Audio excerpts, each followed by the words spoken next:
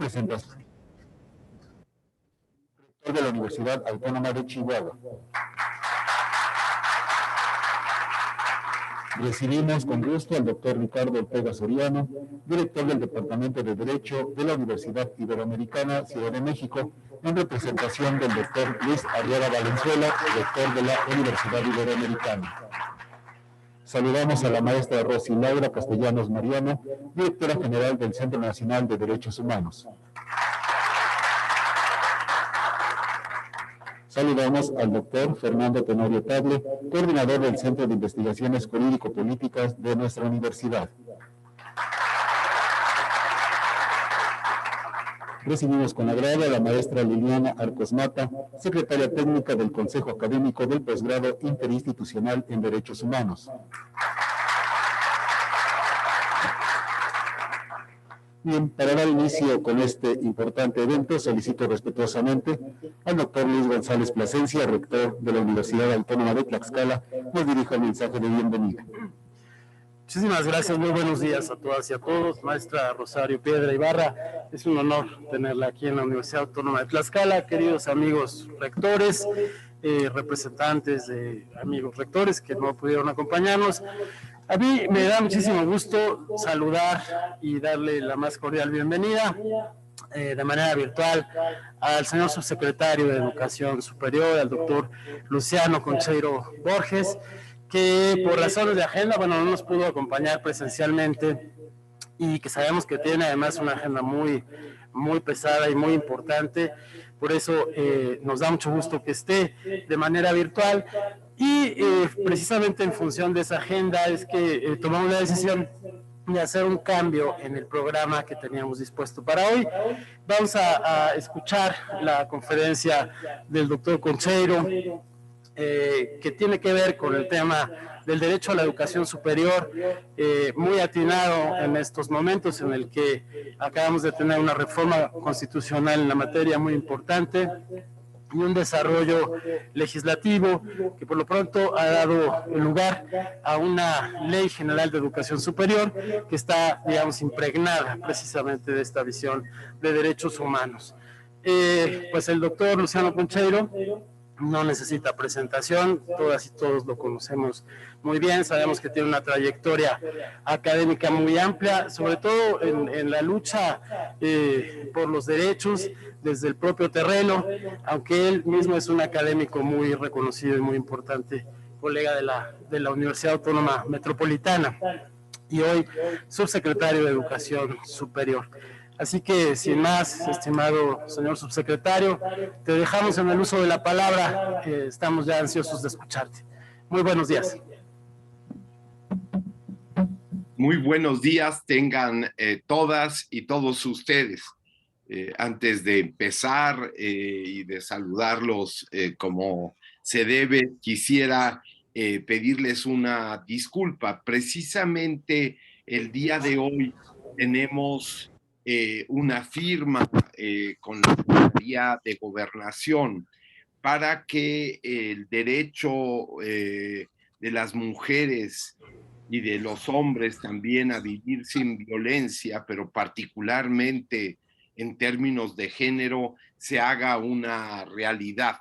Entonces, disculpen por las agendas de todos, no nada más la mía, estoy muy apenado. A mí no me gusta esto de no cumplir, pero se encimaron las distintas actividades. Les suplico que me perdonen. A mí la proximidad y además estar con ustedes en Tlaxcala me hubiera encantado.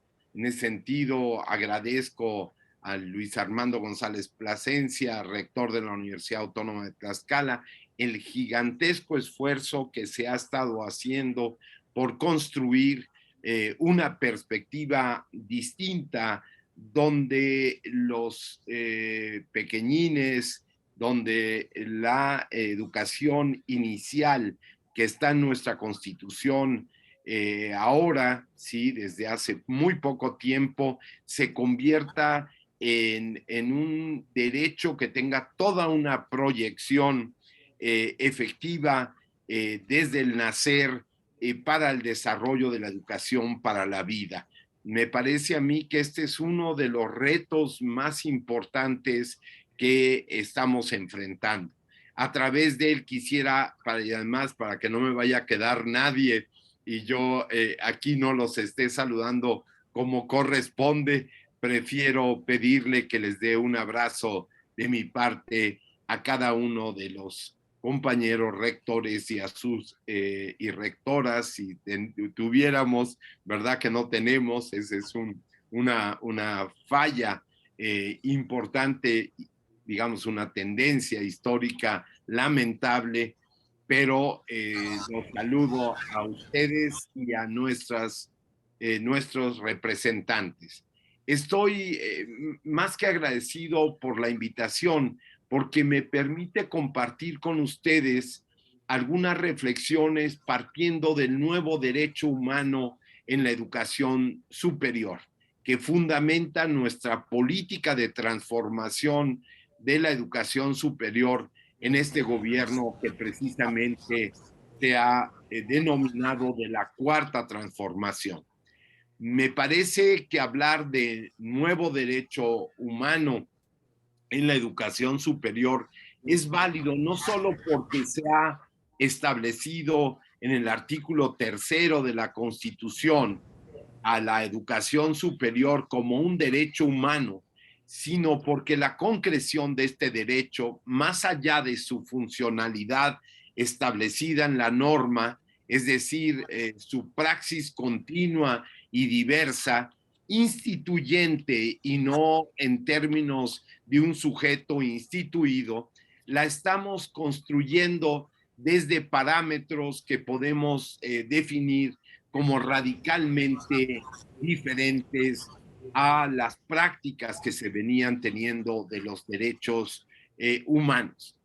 Quiero referirme en particular a nuestra Constitución, al sentido que ésta nos brinda, destacando quizá algunos aspectos que me van a permitir, en términos de los antecedentes históricos, desplegar toda esta iniciativa. Nuestra Constitución es básicamente una constitución desde el derecho positivo de los derechos individuales, sí, pero tuvo la virtud en 1917 en convertirse, si no en la primera, en una de las primeras constituciones a nivel mundial que reconocía el derecho, los derechos sociales, sí, y que los incorporaba particularmente a través del reconocimiento de un derecho histórico de los pueblos originarios a la tierra, a sus territorios.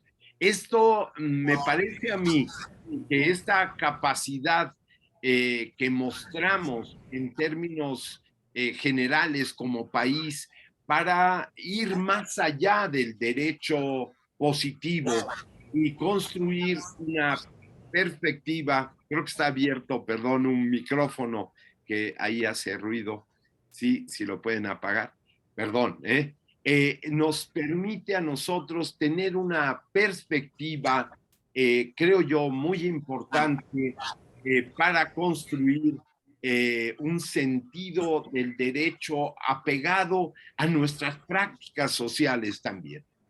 Voy más allá, creo yo, de la simple distinción entre el derecho positivo y el derecho consuetudinario. Creo que tenemos, perdón, sigue abierto el micrófono, sí, tenemos una construcción que, como ha dicho el doctor Rajagopal, se tiene cada vez más entendida como, y se ha convertido esto en un consenso, de que el derecho es un espacio de enfrentamiento entre distintos actores, como los movimientos sociales, en nuestro caso, indígenas, campesinos, pero también el reclamo de los sindicatos, de las formas sociales que reclaman espacios de derecho muy importantes. Pero aquí la referencia es que esta, digamos, ofensiva a favor del derecho humano en una perspectiva nueva, se dirige hacia las élites que se desenvuelven en escalas y niveles muy diversos, y que entonces en el plano de la incorporación de derechos que abarquen desde lo internacional, lo nacional y lo regional, así como lo local, y por tanto sujetos que se mueven en una multiescalaridad y que se expresan en una serie, digamos, de elementos identitarios claves para la construcción de una perspectiva del ejercicio mismo del derecho.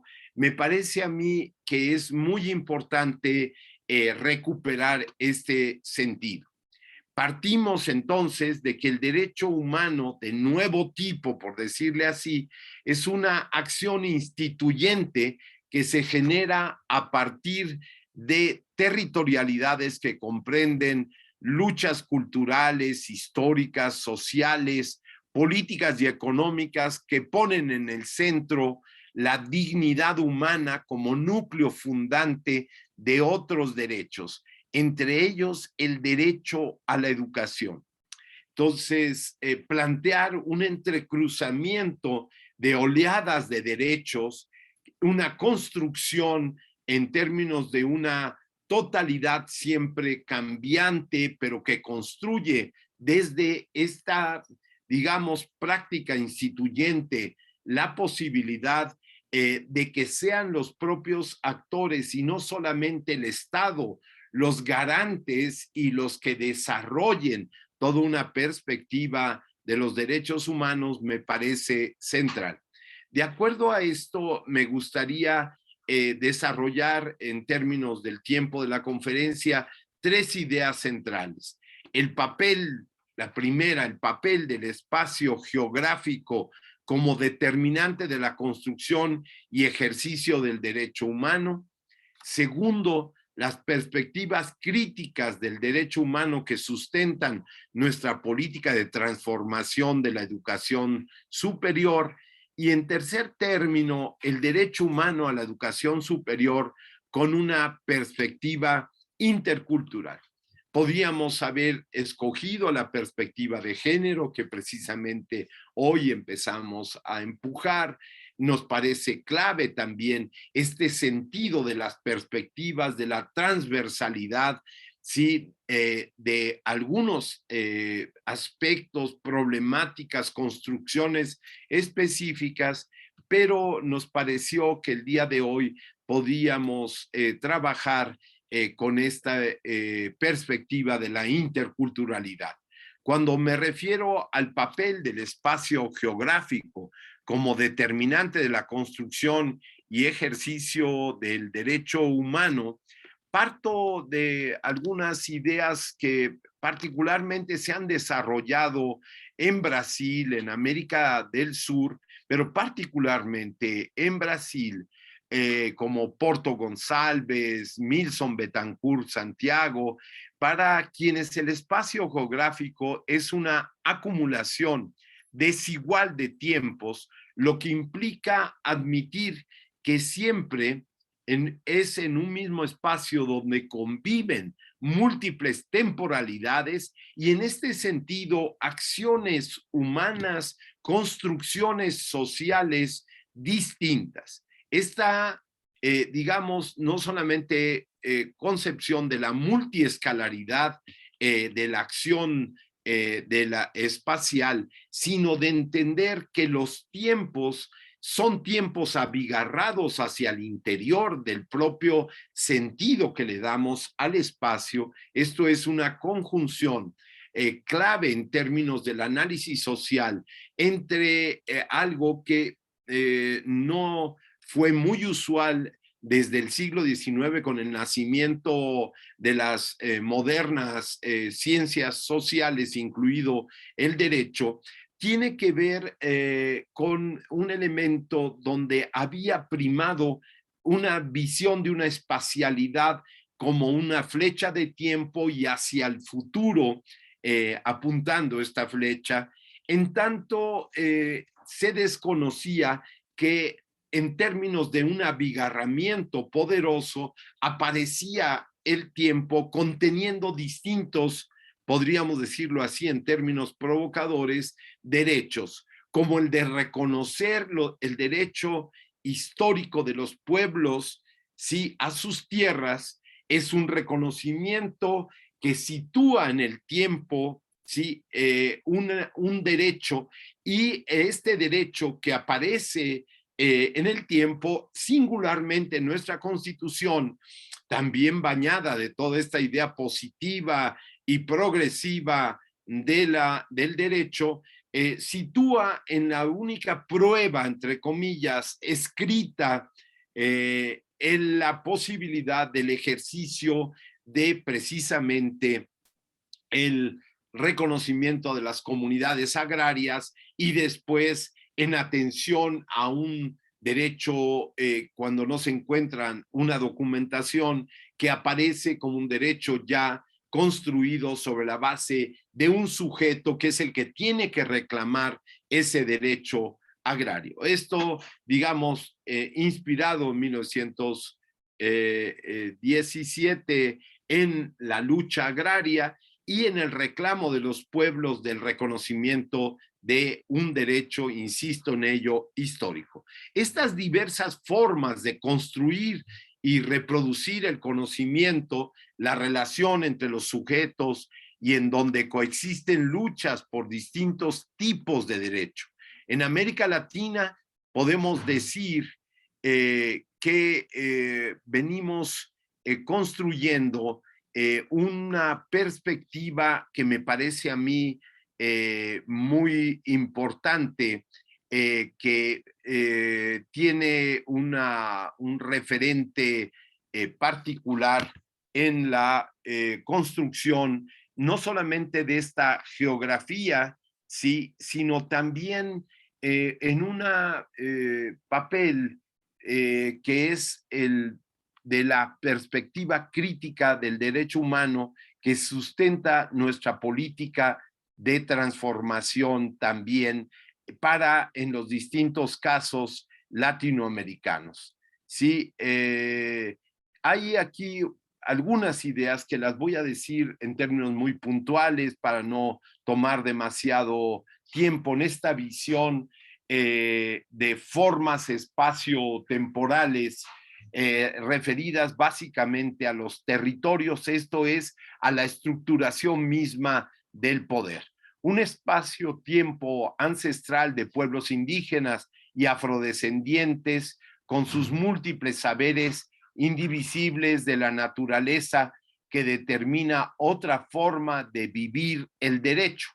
Un espacio-tiempo, podemos decir, experimental, mensurable y colonial, que nace con la modernidad, el cual expande sus límites de acuerdo con las leyes de la física, las matemáticas, la evolución, el progreso, el mercado, desde donde se establece una forma hegemónica de entender los derechos humanos, y un espacio-tiempo en donde la irrupción de la dualidad que hoy vivimos, del neoliberalismo y de las tecnologías de la información, ha trastocado los conceptos de ubicación, distancia, escala, accesibilidad, disociado en tiempos de vida de las personas de un espacio concreto de existencia, subsumiendo el derecho humano al derecho de propiedad intelectual, industrial, de patentamiento,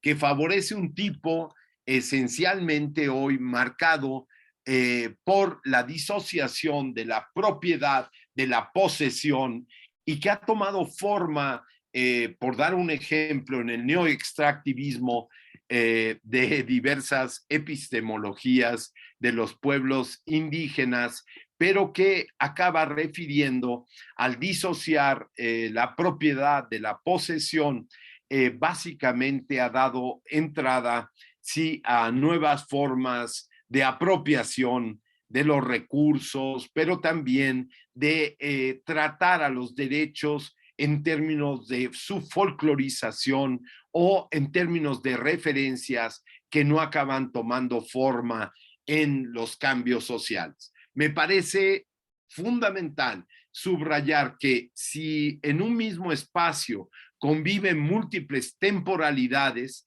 casi siempre en vinculación con ciertos conocimientos y saberes, si el elemento clave es, como diría René Zavaleta, y yo refería hace un momento, a este abigarramiento de la espacialidad, ¿sí?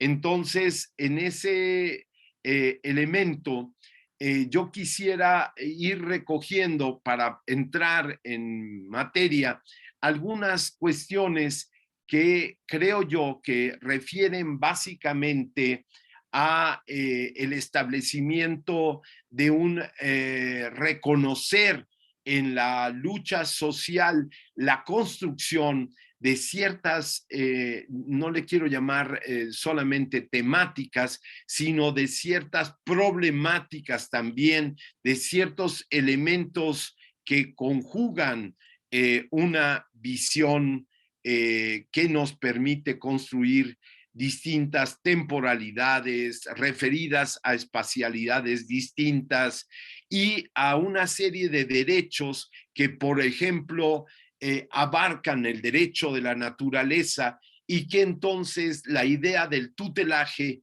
ha tenido una evolución especial, sí, en términos de brindar un derecho a un elemento no consciente y que tiene que, sin embargo, recibir el elemento del derecho, un derecho que tenemos que extender más allá de su definición de humano, el derecho de la naturaleza, y cómo el tutelaje, a partir de un derecho humano a una naturaleza, podría encontrarse. Si seguimos a Henri Lefebvre, podríamos decir que esta articulación es posible si se sitúan las instituciones de educación superior como parte de múltiples redes, y esto creo yo que es fundamental, que nos llevan a entender una forma distinta de el medio ambiente, la división social del trabajo, el Estado particularmente entendido no solamente en términos estrictos, en términos de sociedad política, sino el Estado en la conjunción de sociedad política más sociedad civil. Esto es un Estado ampliado donde la sociedad civil también construye la estatalidad en términos ampliados. Me gustaría precisar en ese sentido que la articulación, podríamos decir así, de las instituciones de educación superior se dan en un espacio social determinado y su relación con el derecho humano se hace, desde mi punto de vista, podemos construir a raíz de tres perspectivas alrededor del territorio. Primero, desde una perspectiva multidimensional y de multiescalaridad territorial, desde las cuales se producen relaciones y prácticas sociales, culturales, ambientales, económicas y políticas en continuo despliegue. Sí, en este sentido, esta perspectiva multiescalar y multidimensional es donde hemos dado en llamar a la geografía de las desigualdades, lo cual presenta históricamente una mayor dificultad para hacer efectivo el derecho humano a la educación en el plano de la cobertura educativa. Lo explico sobre todo saludando a alguien que queremos mucho, que es Rosario, que está aquí presente. Como hemos ido construyendo esta idea de la geografía de las desigualdades, nada más diríamos que hay 18 entidades federativas que se encuentran por debajo de la media nacional en términos de la cobertura, pero que de estas 18 se ha ido avanzando en la cobertura, pero la distancia se ha multiplicado entre 2, 5, 10, 15 veces con respecto a hace 20 años. Esto es, está 20 veces más lejos un estado de llegar a una media nacional que hace 20 años. Esto es, avanza uno, pero básicamente bajo la consideración de un retraso enorme. Esta cobertura pasó, por plantearlo así, de 2000 a 2001 y de 2019 a 2020, en el comparativo de estos, de 21.5% de la cobertura nacional de los jóvenes entre 18 y 22 años a 42%.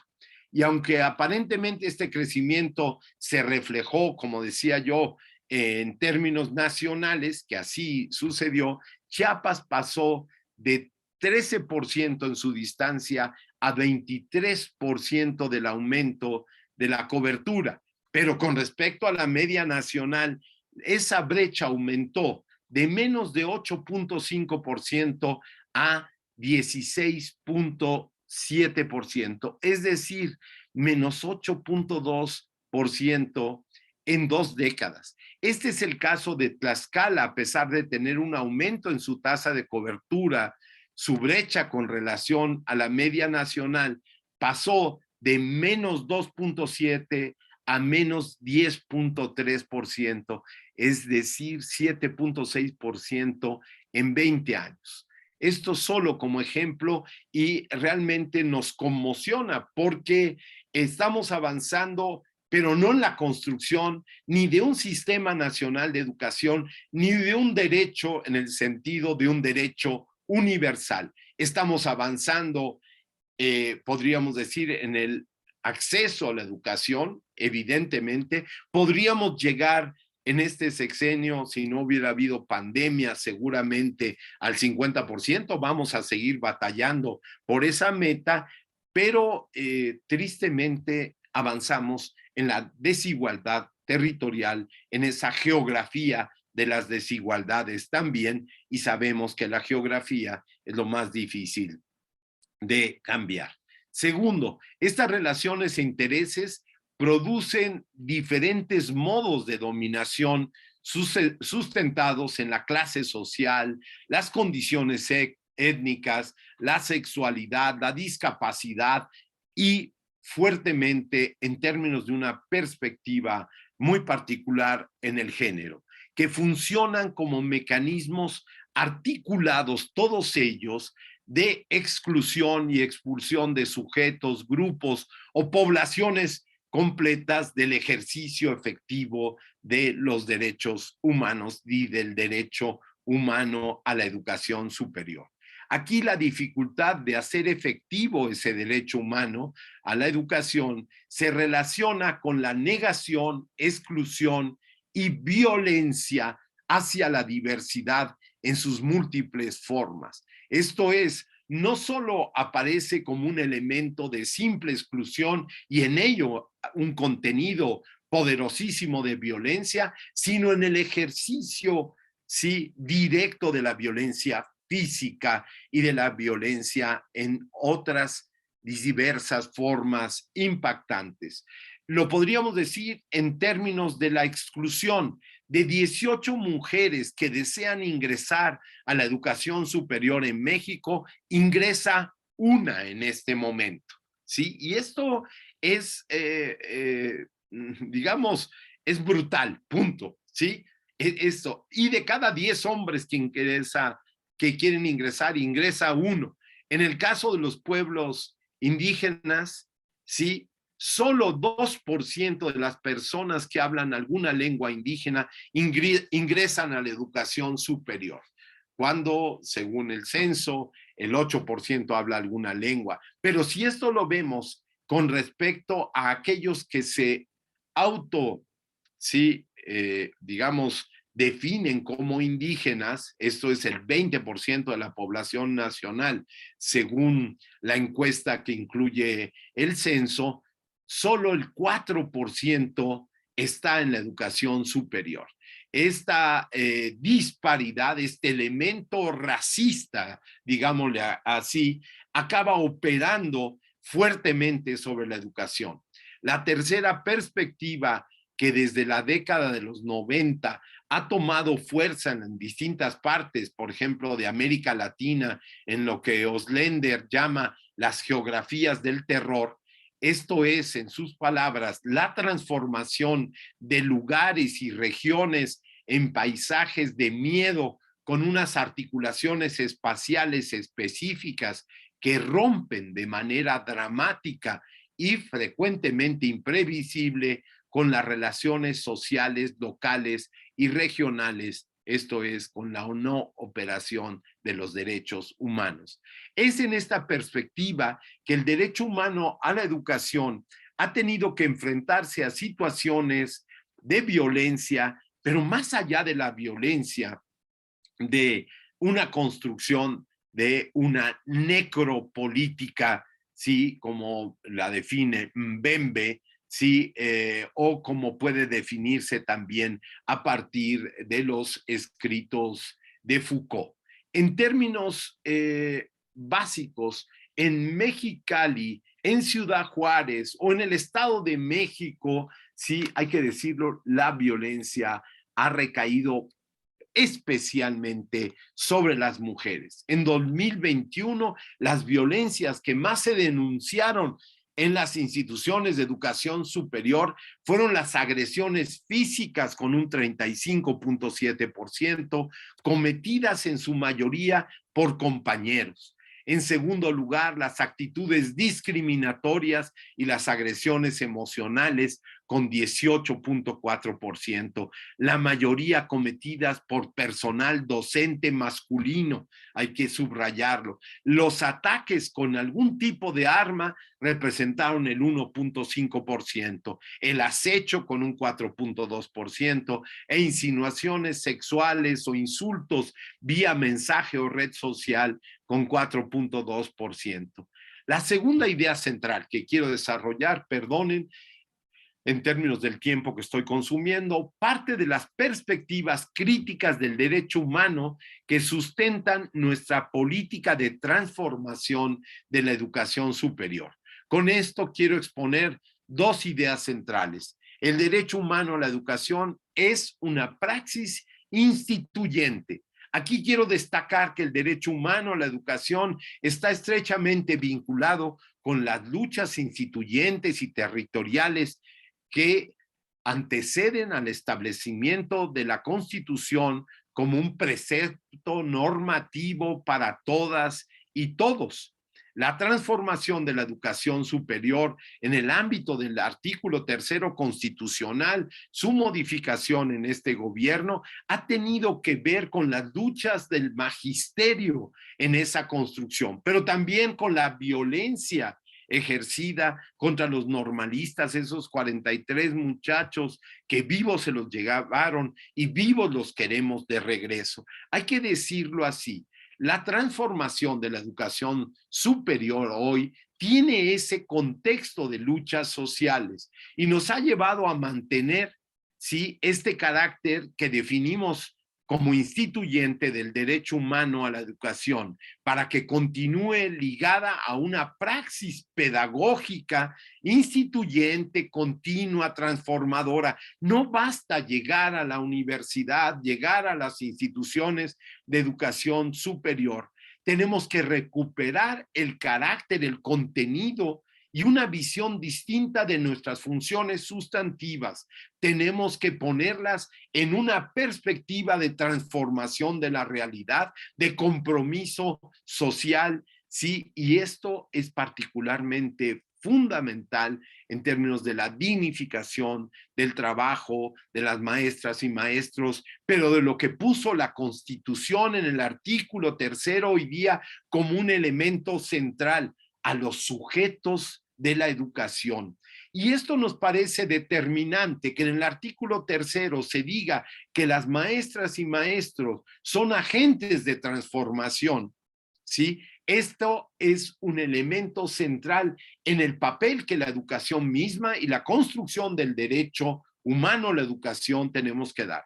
Pero que se diga que los niños, las niñas, ¿sí? Que se diga que los jóvenes, adolescentes y jóvenes, ¿sí? Son sujetos de la práctica educativa, nos parece central. Estamos convencidos entonces de que una educación superior, emancipadora y transformadora está relacionada con la responsabilidad social generada desde la acción colectiva en un estado ampliado, desde donde se impulse el ejercicio democrático de los sectores populares para que se organicen de manera autónoma y construyan posiciones, espacios, territorio y sobre todo espacios de poder en los que sobresalgan elementos comunitarios, solidarios, de autodeterminación para decidir el tipo de derechos que regulen sus vidas.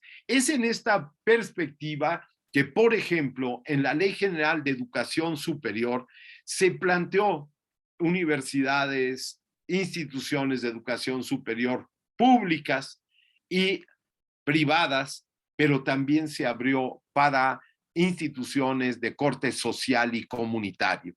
El reconocimiento de esta acción que escapa a la acción pública en términos estrictos y que escapa a la decisión de los particulares para proyectarlo en las comunidades nos parece un elemento esencial. Potenciar entonces las prácticas instituyentes del derecho humano a la educación superior desde esa perspectiva del Estado ampliado, donde el Estado, sí, y particularmente nuestras instituciones de educación superior son, al ser públicas, y yo aquí reclamo el carácter de públicas también para las particulares, porque aceptaron en el cambio al artículo 3º y en la Ley General de Educación Superior que la educación no es una mercancía, por tanto, es un derecho que tiene que estar vinculado precisamente a esa red de derechos que hemos estado hablando. Y en esa perspectiva cumplimos una función también de sociedad y Estado en una combinación muy importante que nos haría redefinir o volver a el planteamiento original en la lucha por las autonomías en Córdoba, Argentina, entendida la autonomía no como la autonomía administrativa solamente, como la autodeterminación que puede hacerse en el ámbito de órganos de gobierno propios, etcétera, etcétera, sino básicamente en la relación con la sociedad, con la resolución de problemáticas sociales, que es el punto nodal de cómo deberíamos entender la autonomía. Autonomía para cumplir funciones sociales de Estado social, de Estado ampliado en términos generales. Pensar la educación desde este Estado ampliado envuelve una praxis instituyente de las instituciones de educación superior, desde las universidades, con las comunidades. Es la condición para la construcción de diversas formas de poder, de abajo hacia arriba, si se quiere usar esta fórmula, de horizontabilidad, si se quiere usar esa otra, con un profundo sentido de reapropiación de la construcción colectiva, comunitaria del territorio. Y por comunidad hablamos comunidad también universitaria, comunidad de las entidades de educación superior. El derecho humano a la educación superior, en un segundo plano, tiene un compromiso, y aquí hay un elemento clave, decolonial con los pueblos y comunidades, y estoy entrando en la prefiguración de la propuesta de la perspectiva intercultural. Me parece fundamental reconocer que vivimos en un régimen de garantías que ha impuesto un saber y un ejercicio que es hegemónico sobre los derechos humanos, que define el estatus de lo humano a priori y por tanto el merecimiento de estar tutelados por derechos determinados. Me parece que no puede consentirse por más tiempo esas prácticas ciertamente institucionalizadas que buscan hacer corresponder desde la ciencia, la academia, la política, los organismos internacionales o las empresas, una idea del derecho humano universal, abstracta, sin contenido, ajena a las condiciones de existencias concretas de los pueblos, centradas en la concepción occidental del derecho, particularmente del derecho positivo y del valor de identidad, que no toma en cuenta las tradiciones culturales de los pueblos originarios en África, Asia, en nuestra América Latina, y que termina por imponer modelos que tienen una forma política muy particular, ¿sí? Que adquieren formas corporativas, que adquieren formas autoritarias y antidemocráticas sobre los derechos a la educación o los derechos a la cultura y al despliegue de la cultura propia. Esta perspectiva del derecho va de la mano de un viejo proyecto constitucional hegemónico de entes nacionales, hoy desde una perspectiva globalizada que se asienta en las ideas de uniformidad, unidad, homogeneidad, en donde el derecho opera como un dispositivo para establecer prácticas sociales y culturales concretas, privilegiar ideas y valores específicos, así como para promover la creación de determinadas instituciones, pero que contradictoriamente en términos del neoliberalismo cosificó las relaciones sociales, cosificó las relaciones humanas, ¿sí? Las convirtió en mercancías. Somos capital humano, somos, etcétera, etcétera. Somos entidades que buscan distinguir las competencias y dejamos de lado el sentido general de la educación, determinante de la educación. En esta perspectiva, la tercera idea que planteábamos que íbamos a desarrollar, que vamos a desarrollar, es la perspectiva interculturalidad. La interculturalidad se refiere a sujetos, comunidades, identidades lingüísticas, culturales, sociales y territoriales en su diversidad, que interactúan, dialogan, se interpelan y producen entre sí diversos aprendizajes en un marco de relaciones asimétricas por motivos de clase, etnia, sexo, género, edad o capacidades, en las que el Estado ampliado se erige como un interlocutor que debería ser social, político, jurídico, que tiene la responsabilidad de garantizar ese ejercicio efectivo de los derechos humanos, pero a la vez de favorecer la constitución de espacios para, por ejemplo, en términos educativos, un diálogo de saberes. Me parece fundamental señalar que solo es posible construir otra educación superior si las instituciones se asumen como interlocutoras de la diversidad y como formadoras de la propia diversidad, con algunos rasgos que menciono a continuación. Que sean instituciones que a través de la interculturalidad se propicie la unidad en la diversidad. Hay hasta una asociación de universidades particulares que es su lema, unidad en la diversidad. No sé si sepan que era uno de los análisis que viene de Hegel, recuperado por Marx, pero que construye un sentido básicamente de que las instituciones partan de cuestionar un elemento que está interiorizado entre nosotros profundamente, que es el del mestizaje y que se constituyó en lo que algunos abogados han llamado la mestizofilia, y también producto de un abogado maravilloso del siglo XIX que así definió el elemento de unidad nacional alrededor del mestizo, de la mestiza, básicamente el mestizo, siempre en términos machistas las definiciones, y coloca en el centro y debemos colocar entonces, por tanto, en el centro el reconocimiento de que somos una nación pluricultural y plurilingüe.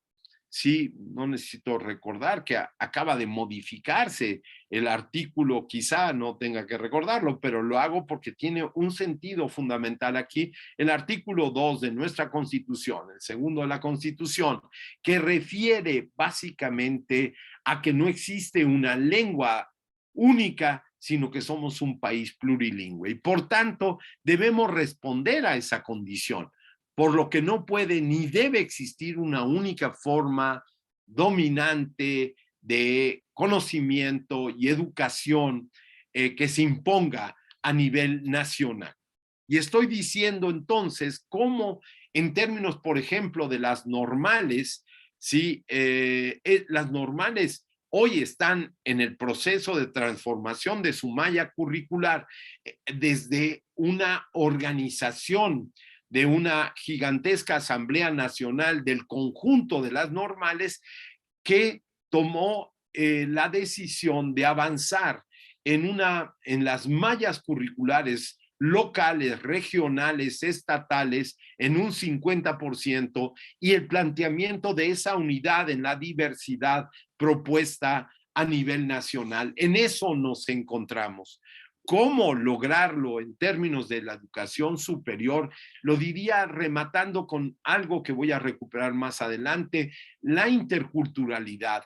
No puede ser intercultural para unos si no es para todos. Y en esa perspectiva, plantearnos un universal posible sobre la base de la diversidad es un elemento fundamental. Por lo tanto, el tema de la interculturalidad compete a todas y todos o no es interculturalidad.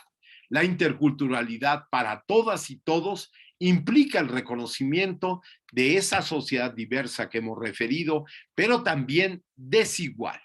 Permite reconocer, complejizar, detallar, relacionar de diversas maneras las diferentes situaciones y condiciones de los territorios y contextos que configuran a los sujetos y sus comunidades en la búsqueda por eliminar las diferentes relaciones de desigualdad, de inequidad socioterritorialmente existentes. ¿Por qué entonces partíamos de esto? Porque existimos en espacios fundamentales las universidades, somos Universidad Autónoma de Tlaxcala, somos Universidad Nacional Autónoma de México, etcétera. En esa perspectiva, la Universidad Intercultural de Tlaxcala está avanzando fuertemente con un apoyo sustancial de los otros subsistemas. Hay que decirlo, nos estamos refiriendo a una universidad que, como sucede con otras interculturales de diversas entidades, viene a cuestionar el sentido homogéneo del currículo, la investigación y sobre todo el sentido de la vinculación de la educación superior. Agarré es obvio, el planteamiento de la Universidad Intercultural de Tlaxcala, que se está construyendo, que en diálogo directo y comunitario sobre cómo debe de surgir una universidad en términos distintos, cómo la universidad nacerá con las comunidades, acabará teniendo un compromiso de las mismas, ¿sí? Y es entonces con y para ellas donde se debe en esta universidad comunidad, en este sentido de autonomía que naciendo arraigada en el seno comunitario y que sean esas comunidades quienes direccionen el proyecto mismo de la universidad, que sea una institución de educación superior de los pueblos y para los pueblos no solamente en el sentido de Tlaxcala, sino del sentido de interculturalidad, y que bañe así con un esfuerzo al conjunto de las universidades, que pueda ser recogido esto en términos de la propia Universidad Autónoma de Tlaxcala, que ponga énfasis entonces en un diálogo intercultural permanente con las comunidades, que coloque en el centro de sus funciones sustantivas la vinculación referida a la investigación, enseñanza, con un propósito central que es la construcción del bienestar comunitario, sí, que tome entonces en cuenta los conflictos socioambientales, la desterritorialización que se ha ejercido sobre los pueblos originarios, la lucha de las mujeres por la justicia, la igualdad sustantiva, así como las luchas en contra de la discriminación y la marginación. Porque interculturalidad no solo es interculturalidad étnica, sino de toda diversidad que nos compone socialmente. No podemos desconocer que los pueblos indígenas, campesinos y afrodescendientes poseen profundos y complejos sistemas de conocimiento que los colocan como actores fundamentales para la reproducción y conservación de la diversidad ambiental, cultural, social e histórica, sí, no solamente de nuestra Tlaxcala, de nuestro México, sino también de nuestra América, porque no hay interculturalidad posible más que en una construcción de un universal posible. Y es aquí donde hay una confusión de aquellos que creen que es excluirse y por tanto, digamos, recuperar una ideología multicultural, que es la que dominó el diseño de las interculturales en los gobiernos anteriores. Es reconocer, sí, la diversidad, pero para segregarla. Aquí no, es para incorporarla y hacer efectivo el sistema de derechos humanos y cómo éste debe de tener toda una expresión fundamental.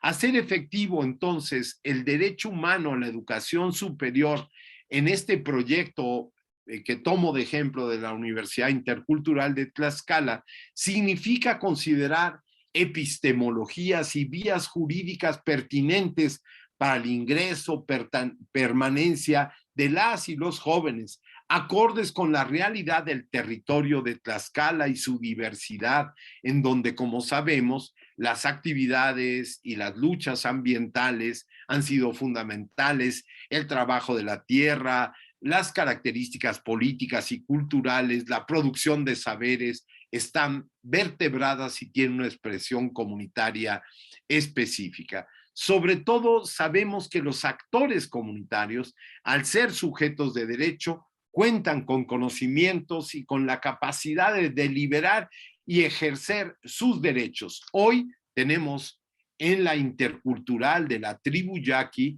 un problema central, porque en tanto en Tlaxcala, alrededor de la propiedad de la tierra, de los ejidos y comunidades, tenemos un ejercicio efectivo y una definición de sujetos del derecho, no sucede así con la tribu yaqui, que su condición de sujeto de derecho viene por el derecho internacional, pero que con respecto y sobre todo a la construcción cultural alrededor del tema de la tierra, se nos dificulta porque no existe como una figura agraria específica, la de territorio. Y ahí entonces la complejidad ha sido un desafío maravilloso, digo yo, increíble de lo que significa el reconocimiento del derecho a la educación, y el acuerdo en el plan de justicia yaqui es que sea toda la educación la que pueda tener una directriz, parta de la cultura y de la lengua yaqui. Es con todo ello que creo yo que tendríamos que avanzar. Creo que en esta perspectiva, distinguir la universidad intercultural, en tal cual lo hemos ido avanzando en la propia Tlaxcala en términos de esta universidad intercultural, desde las comunidades habla de la incorporación de un eje transversal del currículo donde la igualdad de género sea un elemento sustantivo en la formación de las y los estudiantes. Y en términos de nuestro mundo indígena, si este país es machista, discúlpenme, yo que trabajo esa línea básicamente de la lucha por la tierra, etcétera, particularmente en el mundo campesino indígena, sí existe una condición también de género y de los derechos, del ejercicio de los derechos con una perspectiva de género más violenta, diría yo, en ese término. Entonces, esto aparece como un primer punto porque es una ruptura epistémica sobre la reconstrucción de un sentido a partir de un diálogo de saberes que parte de problematizar la cuestión de género porque es una condición de contradicción hacia el interior del propio, digamos, de la interculturalidad que es realmente existente. ¿Qué quiero decir con esto? La interculturalidad no es folclorizar al mundo indígena, campesino, miren cómo trata la naturaleza, etcétera, cómo trata a todo ser humano. No, perdonen, somos seres humanos, tenemos eso, pero tenemos fuertes contradicciones internas y esta de género es un elemento central. Replantear los contenidos de las ciencias y las humanidades en los que prevalecen los paradigmas construidos sobre el positivismo y el neopositivismo. Esto es, tenemos que ir a la ruptura epistémica central sobre el cómo aprender a aprender desde una perspectiva que nos permita entender todos los saberes, darles una condición, digamos, de no prevalencia de unos sobre otros, sino construir en un diálogo abierto. Establecer un tipo de educación que privilegie, y voy a usar este término provocador, la comunagogía. Esto es cómo las y los estudiantes, las maestras y los maestros interactúan con su territorio, con los procesos que permiten a las comunidades aprender para que nuestros jóvenes no sean considerados como alumnos. Esto es como los sin luz, ¿sí? Como diría el positivismo, a los sujetos que están estudiando les llama alumnos, los sin luz, y se supone que la iluminación también de la modernidad, que después se convirtió en la modernización con el capital, sea la que llegue directamente. Saldar esta deuda histórica que tenemos como Estado, como sociedad, con las y los jóvenes que no pueden hacer efectivo su derecho humano a la educación superior con un pleno sentido de justicia social e igualdad sustantiva, nos parece central. No me queda más, perdonen, sí que agradecer su atención y mandarles un fuerte abrazo a todas y todos y una disculpa porque un economista se meta en el terreno. Ya vi que buena parte de los rectores presentes son abogados. Entonces me metí en camisa de 11 varas, ya lo sé, pero me metí con mucho gusto porque creo que es en este diálogo donde tendremos una oportunidad de debate y de construcción de esa digamos, perspectiva que abrió la nueva visión sobre la educación y la Ley General de Educación Superior en la cual estamos metidos de cabeza y que quisiera nada más acabar por destacar que es en esta participación de construcción de lo que debe de ser la educación superior que partimos de esa diversidad y es una diversidad obvio política y eso no nos ha detenido porque es una política de Estado y de Estado básicamente ampliado. Muchísimas gracias a todas y todos.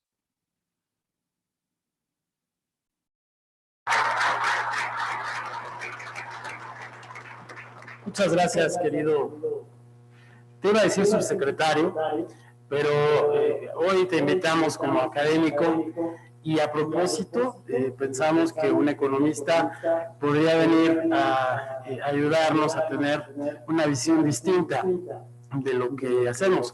Afortunadamente, la presidenta de la Comisión Nacional de los Derechos Humanos, Rosario, y tu servidor somos abogados, así que nosotros también hemos venido problematizando con nuestros colegas abogados todos estos temas, ni más ni menos en el desayuno de hoy. Hablábamos de esto, decía el señor director de la Facultad de Derecho de la Universidad Iberoamericana, que había que cambiar los modos de enseñanza. Y decíamos ahí, pues tal vez lo que hay que cambiar es la visión del derecho. Hay que problematizar esta mirada eurocéntrica en la que nos hemos formado y escucharte a ti ahora, pues deja muy claro que el cambio constitucional que tuvimos en el artículo 3 es mucho más que solamente un refraseo, digamos, de algo que ya estaba ahí. Hay todo un marco conceptual y epistemológico distinto que necesitábamos escuchar. Por eso yo te agradezco mucho, doctor Luciano Concheiro, que hayas estado con nosotros, que hayas destinado este tiempo, sabiendo que tienes múltiples ocupaciones y que tienes hoy mismo una tarea muy importante que desempeñar. De verdad ha sido un placer escucharte. Ojalá en otro momento podamos tenerte en una mesa de diálogo y poder platicar e intercambiar opiniones que seguramente habrá ahora en el auditorio y que pues estarán atendiendo a esas provocaciones como les llamaste. Muchísimas gracias, de verdad. Te mandamos un abrazo desde acá y ojalá pronto podamos tenerte en una actividad académica de este posgrado. Muchísimas gracias. Un abrazo, hasta luego.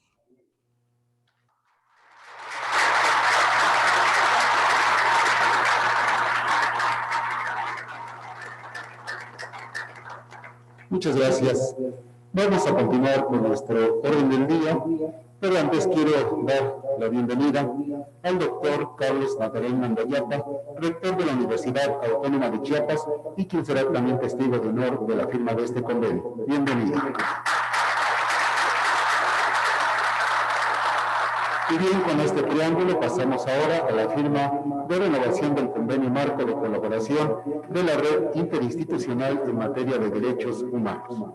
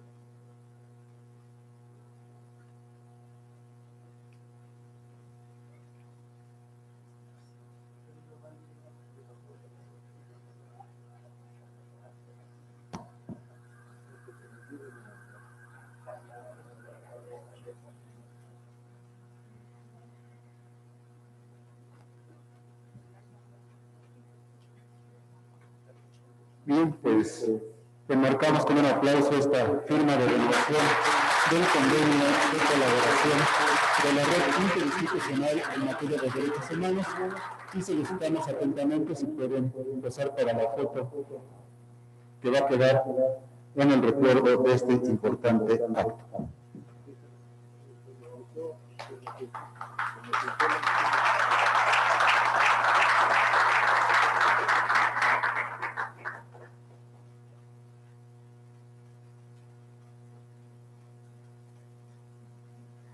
Muchas gracias. Y pues es así como damos por concluido este acto de firma de renovación del convenio marco de colaboración de la Red Interinstitucional en materia de derechos humanos. Agradecemos su asistencia en este lugar y los invitamos a la toma de fotografía oficial en el Centro Cultural Universitario. Muchas gracias y muy buen día a todos.